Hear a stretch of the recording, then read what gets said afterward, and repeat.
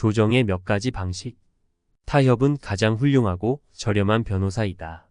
촉진적 조정 또는 전통적인 조정에서 전문 조정인은 분쟁 당사자 간의 협상을 촉진하기 위해 역할을 한다. 조정인은 권고를 하거나 결정을 강요하기보다는 분쟁 당사자가 서로의 더 깊은 이해관계를 탐색하여 자발적인 해결책을 찾도록 장려한다.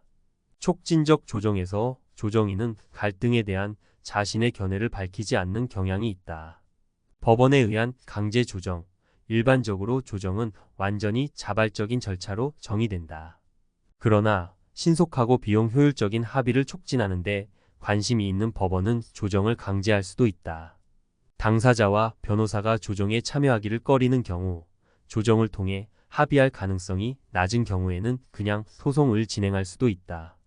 그러나 양측 당사자가 조정 절차에 참여함으로써 얻을 수 있는 이점을 인식하면 합의율이 훨씬 높아진다. 촉진적 조정과 직접적인 대조를 이루는 것이 평가적 조정이다.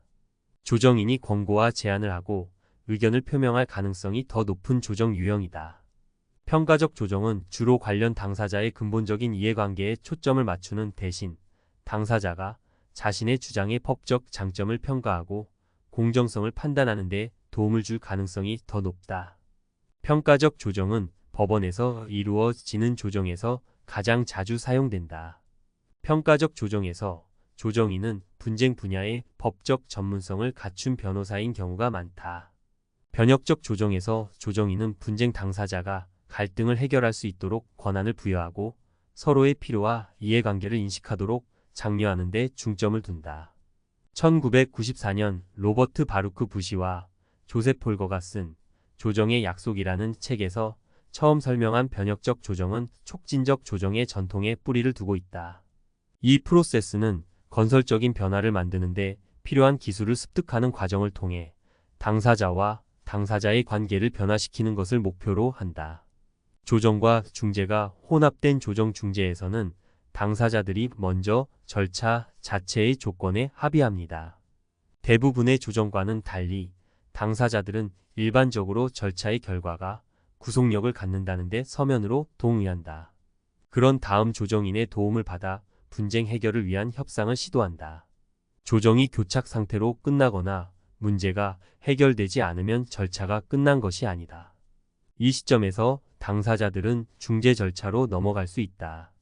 조정인이 중재인 자격이 있는 경우 중재인의 역할을 맡아 사건 전체 또는 미해결 쟁점에 대한 판단에 따라 신속하게 구속력 있는 결정을 내릴 수 있다. 또는 별도의 중재인이 조정인과 상의한 후 사건을 인수받을 수도 있다. 전자조정에서는 멀리 떨어져 있거나 갈등이 너무 심해 같은 공간에 있을 수 없는 당사자에게 서비스를 제공할 수 있다. 전자조정은 제3자의 개입이 전혀 없는 완전히 자동화된 온라인 분쟁 해결 시스템을 제공할 수도 있다. 스카이프, 구글, 행아웃, 줌, 웹엑스와 같은 화상회의 서비스 덕분에 당사자들은 이제 시각적, 음성적 신호를 활용하여 쉽고 저렴하게 실시간으로 서로 소통할 수 있다. 당사자들은 스트레스가 적고 신뢰와 긍정적인 감정을 키울 수 있는 프로세스라는 것을 알게 된다.